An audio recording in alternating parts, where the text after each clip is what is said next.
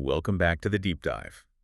Okay, you sent us quite a mix this week. We're covering 70,000 years, from ancient history, diet stuff, right through to consumer rights and, well, some really heavy geopolitical situations. Yeah, it's a broad sweep, but they do connect. Our job today is really to, you know, pull out the key threads, the insights that link these things that seem totally unrelated on the surface. Okay. We're looking for those hidden drivers. And a big theme, I think, running through all of them is how our expectations or maybe our perceptions can sometimes hide what's really going on underneath, the actual mechanism. Right, perception versus reality. Okay, let's dive in. You said start with two big aha moments, maybe starting with our ancient relatives, Neanderthals. Perfect place to start. Yeah, for so long, the picture of Neanderthals was, well, pretty basic, the sort of lumbering caveman idea, Yeah. driven just by instinct. The stereotype. Exactly. But science has been chipping away at that for years. We already knew they made some pretty sophisticated stone tools, multi-tools even, and they collected little things, trinkets. Okay, but this new discovery, it's about color, art. It is. Researchers looked at 16 pieces of ochre, that iron-rich, sort of reddish-orange pigment, found across sites in Crimea and Ukraine. And these date back about 70,000 years. Just staggering. 70,000 years, wow. But the really fascinating part is what they did with it. One piece in particular, a yellow ochre piece. It wasn't just a lump of pigment. Okay. The analysis showed it was actually shaped intentionally into something like a crayon. A crayon, seriously. Yeah, and there's evidence it was resharpened, used multiple times. Like you'd sharpen a pencil or crayon when the tip gets dull. Okay, hold on. So 70,000 years ago, a Neanderthal picks up this pigment, shapes it like a tool for drawing, and even maintains it, resharpens it. That's what the evidence strongly suggests. That implies, well, way more than just basic survival. That's planning, tool use for something non-utilitarian. Maybe art.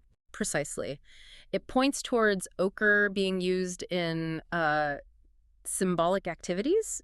It suggests Neanderthals might have had cultural practices, maybe artistic expression, much like early Homo sapiens living at the same time. That really does rewrite the script on them. Not just surviving, but maybe creating culture. It's a big shift in understanding, definitely. Okay, from a 70,000-year-old misunderstanding to a very modern one, let's talk about gluten. Yes. Public enemy number one in the diet world for a while now. Right. It's blamed for everything. But there was a big review, wasn't there? In The Lancet, challenging that idea for most people. There was. And it's really important here to be clear about terms.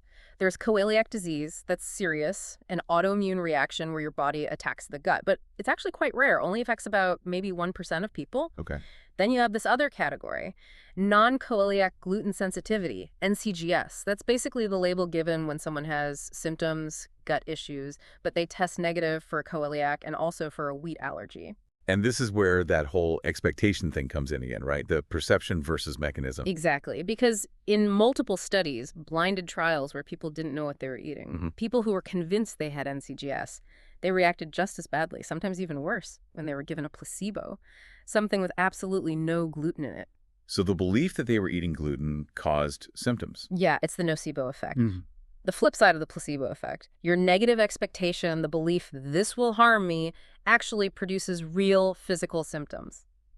Discomfort, pain, it's powerful. That's incredible. So if it's not actually the gluten causing the problem for many of these NCGS folks, what is the mechanism? What's going on?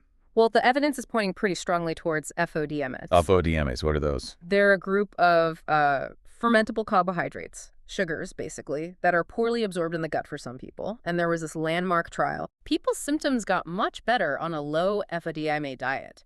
And here's the key part. Their symptoms stayed better even when gluten was secretly added back into their diet. Whoa. So gluten wasn't the trigger after all, even when they ate it. For many, no. The real trigger, it seems, is often fructans. That's a type of FODME. And guess what? Fructans are high in wheat. Ah, so that's the confusion. Right.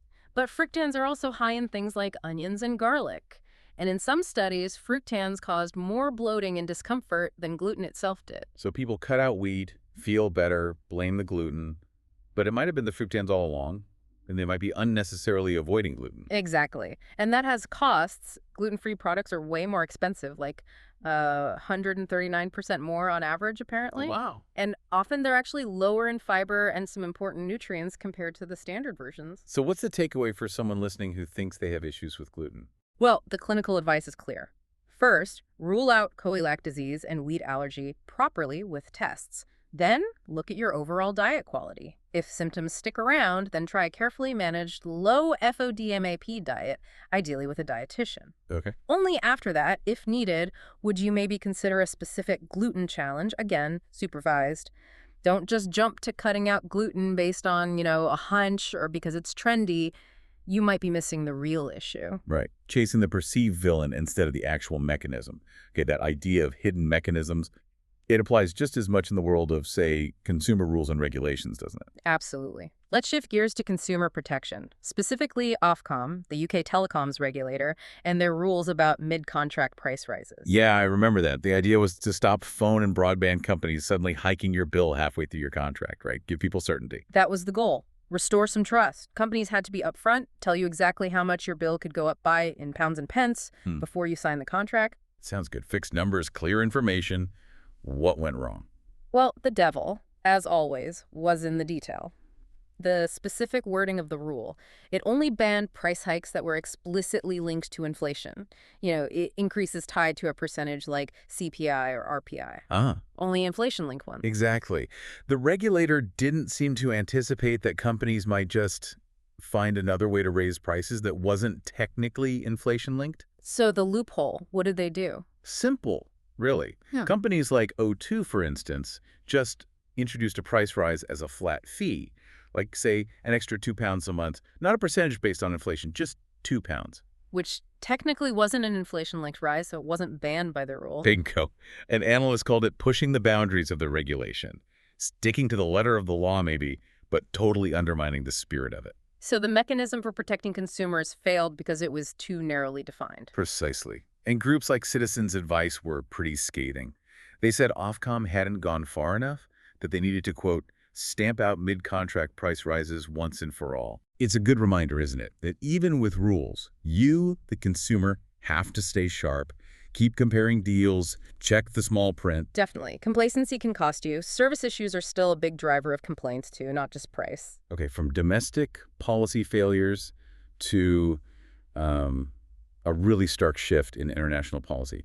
The proposed changes to the U.S. refugee program for 2026. Yeah, this one is quite traumatic. The proposed cap on refugee admissions is set at just 7,500 people for the entire year. 7,500. That sounds incredibly low. What was it before? Well, under the Biden administration, the target ceiling was 125,000. So this isn't just a trim. It's a massive, massive reduction, a near shutdown, effectively. And it's not just the number, is it? There's a specific focus for who gets those very limited spots. That's the other really contentious part. The proposal states that admissions should primarily be allocated to Afrikaners from South Africa. Afrikaners.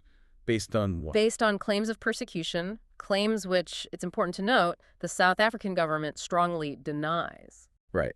So a tiny cap focused heavily on one specific group based on contested claims. How have rights groups reacted? Not well, as you'd expect. Major refugee organizations, IRIP, Global Refuge, Human Rights, first they came out strongly against it. What did they say? They essentially accused the proposal of politicizing a humanitarian program. Their argument is that focusing almost exclusively on this one group, well, it ignores huge ongoing crises in places like Afghanistan, Venezuela, Sudan, places where needs are dire and documented. So the criticism is that it undermines the whole point of the refugee program, which is supposed to be humanitarian, based on need, not politics. Exactly. The program's existed since 1980, helped over 2 million people rebuild their lives. It's meant to respond to global crises. And while the president does have the authority to set the annual cap, using that authority in such a drastically reduced and narrowly focused way is seen by these groups as damaging the program's credibility and, frankly, abandoning people in desperate need elsewhere. It suggests humanitarian need isn't the driving mechanism anymore, but maybe some other political calculation? That's certainly the fear being expressed. A dangerous precedent. Okay, that brings us directly to places experiencing extreme violence and crisis right now.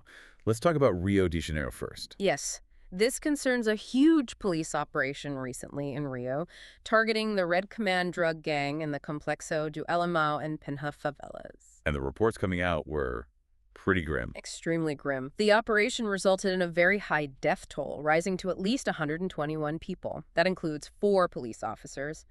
It's been described as one of the deadliest police actions in Brazil's recent history. 121 people. And alongside that, Mm, arrests, yeah. seizures. Yeah, authorities reported 113 arrests, and they seized a large cache of weapons, 118 firearms, plus over a ton of drugs. The immediate impact must have been huge. Disruption, fear. Absolutely. Schools had to close, a local Yeah. university shut down temporarily, and predictably it led to protests, accusations of excessive force by the police. And the politics of it.